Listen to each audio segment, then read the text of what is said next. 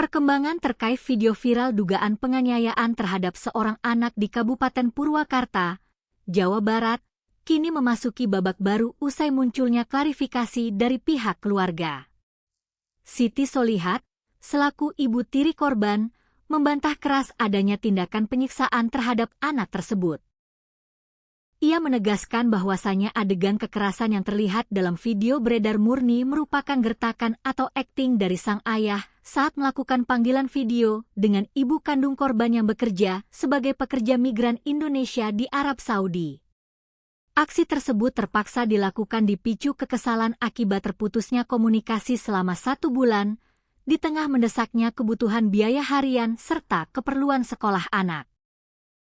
Ibu tiri korban juga menyayangkan bantuan kiriman yang justru diberikan dalam bentuk sembako, padahal keluarga lebih membutuhkan dana tunai untuk operasional harian sang anak.